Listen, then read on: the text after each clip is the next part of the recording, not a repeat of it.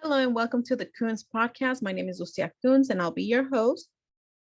In today's segment, I will be talking a little bit about myself, give you guys a little bit of background of who I am and what I do, as well as a little bit of background of what the podcast will be. Also, I will be talking about some of the play or some of the games for the NFL, the MLS, the MLB, the Mexican League Soccer. And yes, with that, let's get started. First of all, I would like to say thank you to West Coast Prep for giving me the opportunity of being part of their team. They have been such a welcoming team, and I am just beyond happy to be part of them, of their team, and be able to share stories about high school athletes and just bringing the best of them. So I want to thank you for starting to giving me the opportunity to be part of your team. So thank you. Also, a little bit about my background. So I decided to major as a television radio broadcaster or sports reporting, um, since I have memory. When I was 11 years old, had a broken leg, um, and that caused me not to be part of a team, not able to play soccer because soccer is one of my major sports. So I decided to say, what's the one thing that can still keep me in the field without having to play? Well, reporting is. So I am beyond excited to be part of the media, so the whole entire media, broadcasting. Um, I'm super beyond happy to have major in the industry and now be part of West Coast Prep to give me that opportunity to show what I am capable of doing. And so I went to community college. I went to Sherbrooke College to major as a mass communications, radio and television broadcasting. And I graduated with the AA. I was part of the KCTH Channel 27 Comcast news station, and I was part of KCRH 89.9 FM, two radio shows. And one was the Classic J show, and one was the Sports Room, where I was the sports assistant. And for the Classic J show, I was the sports reporter. From there, like I said, I graduated with the AA, went to San Francisco State. And in San Francisco State, I had the most amazing opportunity because I was able to go to get like actual games, to go to see the Warriors play, go to see the MLS, go to see like the San Jose Earthquakes, and go to see the Ace play, as well as interview Stephen Curry, Clay Thompson, which I know it's a big of a deal to me because, well, probably a lot of Warrior fans who really like the team.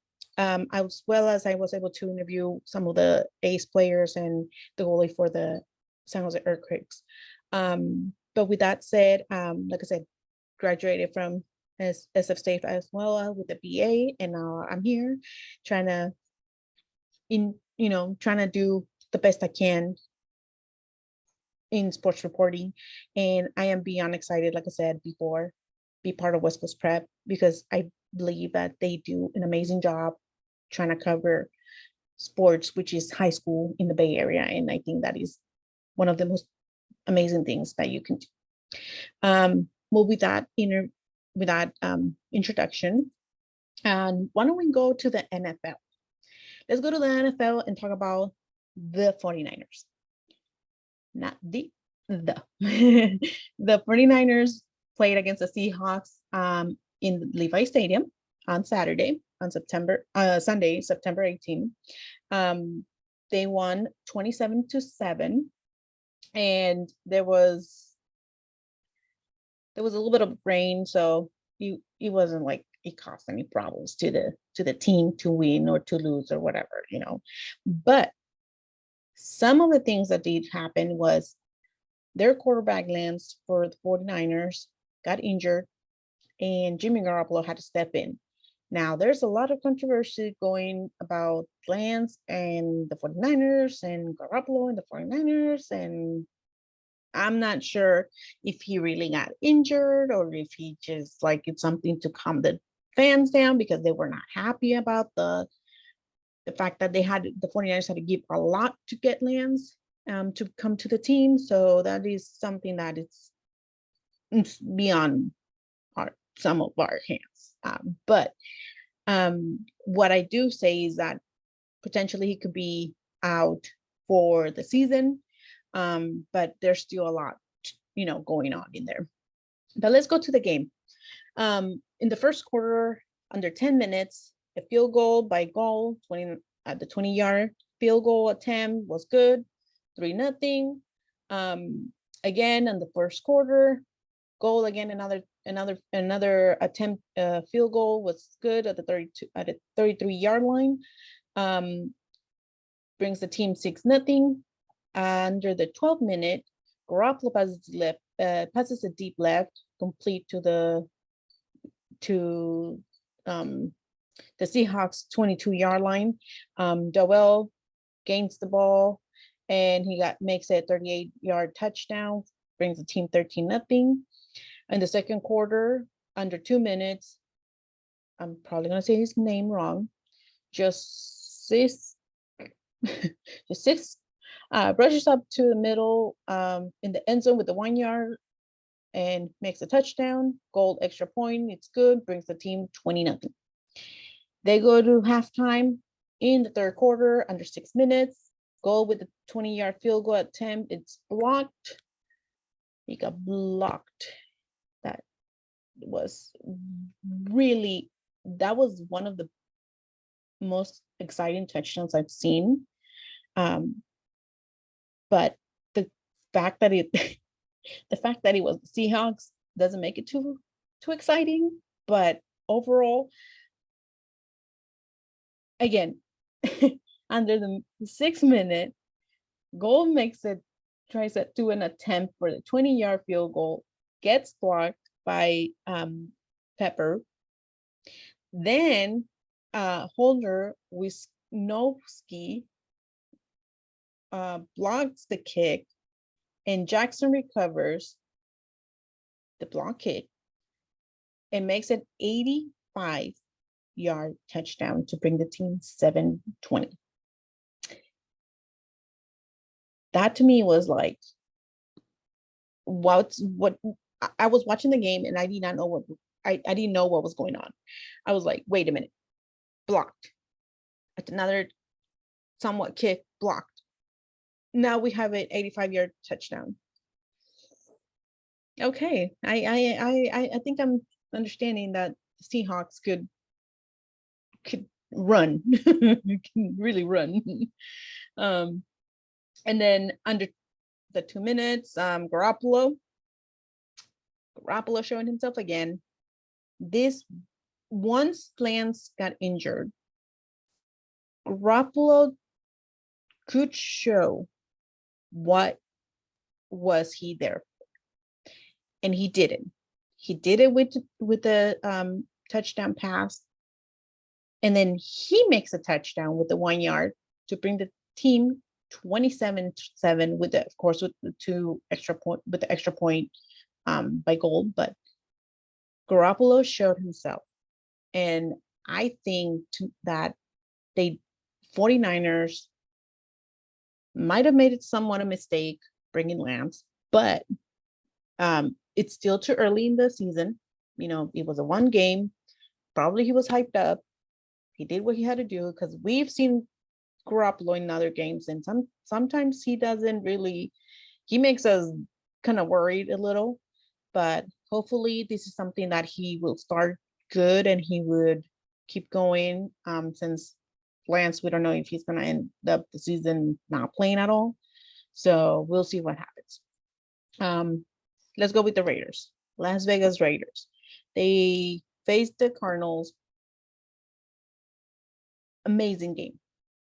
That was one of the most exciting games I've seen so far in the past two weeks, and it went to overtime. The Cardinals beat the Raiders 29-23, but under minute 6, Carl passes short left, complete. a catch made by Adam, touchdown with the 1 yard, and then the extra point brings the team 7-0. In the second quarter, under 12 minutes, Carlson 32-yard field goal attempt, and it was good. Brings the team 10-0. In the second quarter, at the 7-minute mark, Carl passes short left complete at the Arizona end zone, catch made by Weller, and they gain 3 yards. Weller for a 3-yard touchdown, 17-0. The Raiders seem to be doing amazing so far. Less than a minute left in the second quarter, a field goal by Carlson at the 55-yard field goal attempt, and it was good. It was 20-0, and they go to halftime. In the third quarter, on the minute 6, touchdown for the Cardinals. Murray passes short right complete at the Vegas end zone, and it was the catch made by Dortch, and gains a 5-yard, then touchdown by Dortch, and then Prater extra point, which is good, makes it 7-20. Under 2 minutes, a field goal by Carlson at the 25-yard field goal attempt, and it's good, 23-7. And then the Cardinals in the fourth quarter, it was nonstop. It was just Cardinals at that point. At the 8-minute mark, Williams rushes up to the middle for the Vegas end zone for the 1 yard, and then Williams with the 1 yard touchdown brings the team 50-23. At the less than a minute in the fourth quarter, Murray scrambles left tackle to the Vegas end zone for the 3-yard. Murray for a 3-yard touchdown brings the team 23-23 with a good point attempt by what's his name, Green, by the player Green, and then they go to overtime. Under 4 minutes, Carl passes short left complete to the Arizona 39-yard, and then catch made by Renford at the 39, gain for the 0-yard. Renford fumbles from Simmons, and then fumble recovery by Murphy at the 41-yard, touchdown, brings the team 29-23, end of the game. That fumble was what I would consider to be the downside for the Raiders. But again, it was a really good game. They have shown themselves, they have proven themselves that they can play. Same thing for the Cardinals. I think at this point it's really early in the season. It's been 2 weeks. So I don't think the Raiders should worry. I think they should consider that from, improvement from last game to this game. I think it's been phenomenal. So I don't think they should consider themselves to be, any bad decision makings or any of that. But from NFL, let's go to the MLS. The MLS has proven that there are still there's still a lot to work on, based in the whole MLS with a lot of teams. But the teams that are the potential teams that are like outstanding so far has been Los Angeles or consider LAFC. They played against Houston Dynamos. The Houston Dynamos have been longer than LAFC, and they played them and they lost 1-3. So the goals for the LAFC was Carlos Vela did 2 goals for penalty kicks, one at minute 8 and one at minute 49, and then Hollingshead Brian did a goal kick at the 52 minutes. Carlos Vela is one of the most, I think, outstanding performers so far, player in the MLS, and he he has been in Mexico, he has been in Europe, and now he's back. He's in the MLS, and he has shown himself that he's capable of doing any league so far. But again, this is something that the MLS still needs to work on. There's a lot of potential players that could show to be better, but again, they're bringing players who are from Europe, who have played in Europe, so they're bringing more players in the MLS to make sure the MLS can come up, one of the best leagues, but there's still a lot to work on. But with that said, let's go to the other game. And the other game was the LA Galaxy. The LA Galaxy played against Colorado Rapids, and they won 4-1 with one player less. That's a lot. That proves that LA Galaxy has a lot of star players in that team. I mean, LA Galaxy has been there since Donovan, and probably, it's been quite a team so far. But so far, the LA Galaxy again won 4-1 against Colorado Rapids, with the minute 22 for Gaston did 2 goals at the minute 22 and minute 52, and then Chicharito did minute 31. Edward Reham did a minute 27, and Costa Douglas got a red card. He was a player who got the red card in the game at minute 62, which Colorado could score the 1 goal by Sam. But at minute 62, and you still did, pretty much you just had done all of the goals way before that. So the fact that they were able to do 1 goal doesn't really give LA Galaxy the bit of a doubt. They still won. They still proven that they're a great team, and I'm pretty sure they will continue to do so, no matter whether they have one player less or player more or whatever. But with that said, let's go to the MLB. Let's go to the MLB, to the Major League Baseball. The Giants. They're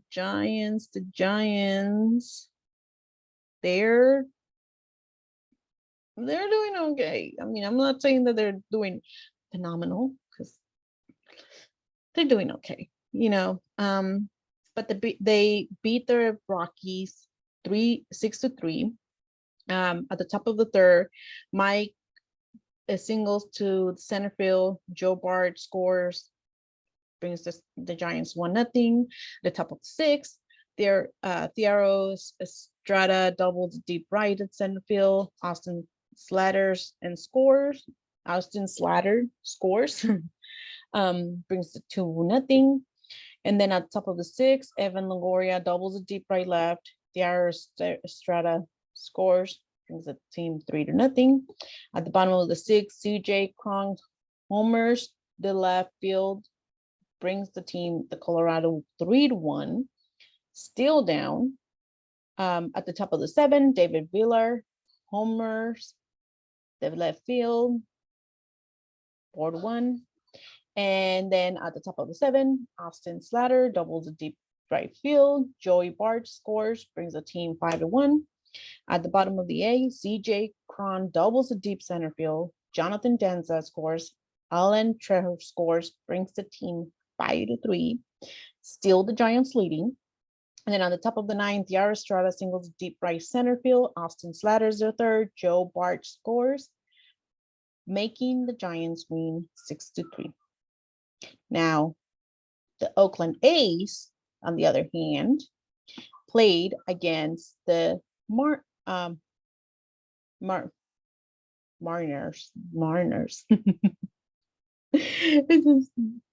My tongue can do the Mariners. Okay, so at this, the game ended 4-1. Not much of a place, of the scoring play, but at the top of the 2nd, Mariners and Hangers walks, Kurt Castle to the 2nd, JP Cranford to the 3rd, Carlos Santana scores the 3-1 for the Seattle. And then at the bottom of the fifth, Tom Kemp homers to the right field. Nick Allen scores. John Diaz scores, brings Oakland A's 3-1. And then at the bottom of the fifth, C. Murphy doubles. Vimal Merchant scores to bring the 4-1 for the Athletics. I think the Athletics are, I don't know, the Oakland Athletics, I feel like what they do is they get you excited because they win a game, and then later on it's like 2 games lose. It's like, I feel like when I watch him play, it's like, are they gonna win? Are they gonna lose? Are they gonna win? Are they gonna lose? It's like, it's exciting to watch them because you don't know what's gonna happen. But at the end of the day, it can give you a little disappointing, but the Oakland A's could still be a tough team to beat. That is a fact, because they will still, no matter how bad they could be, they could still make runs. They could still make some amazing plays that can get the whole field, all covered up. And I don't know, it's just something that I feel like the Oakland A's and the Giants also can definitely do. But I feel like the Oakland A's have that more of it. Well, I can get excited, but then I can't. So, but overall, I mean, they have proven themselves to be just a phenomenal team as well. So that is something that I'm not, I mean, I don't worry about, the Oakland A's, whether they win or lose. I just think that they have still done a phenomenal job. With that said, let's go to the Mexican League Soccer. Then the Mexican League Soccer, there were rivalry games. There were 2 rivalry games. One of them was America against Chivas, which is from Guadalajara. That is one of the biggest rivalries in the Mexican League, because both teams they're just great, overall. They've proven to have the most cups won. They have proven to have the most fans. They have proven to have the most loyalty people in the whole industry of their teams. So with that said, let's go to the game. America beat Chivas 2-1.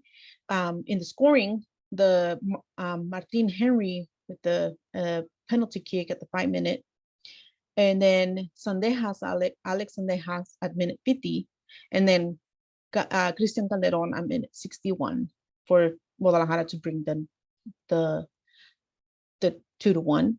And that is something that I personally did not enjoy. I am definitely a Chivas fan, but overall, I just think that they did a phenomenal job. And I mean, the game was just intense. Now there is a controversial goal because it was a corner kick and for Chivas, and Memo Ochoa, the goalie for America, gets the ball out, and you can see in the line, the goal line, that he actually takes it out. Now, the refs saw the play, they did their own thing and said, nope, that was not a goal. But pictures, video, they all say the same thing. It was a goal. No matter where you want to see it, that was a goal that Memo Ochoa just swept out. It was called out. So I personally, not just because I'm a fan, but because I'm a fan of the sport, I think that they should have definitely said, you know what, this was a goal and it was a mistake. The game should have been at 2-2. It wasn't, which at the end of the day, it is what it is. Another great game was against Pumas against Cruz Azul. Pumas is the University of Mexico's team, and Cruz Azul is another Mexican DF or Mexican City team. Home rivalry, phenomenal. The game was really good. It was pouring, but the game was good. And Cruz Azul beat Pumas 2-1 with the goals of um Carner ah, why am I not saying the names right today? Carnerio Gonzalo at minute 45, and then Huescas Rodrigo at minute 26, and Diago at minute 65 for Pumas.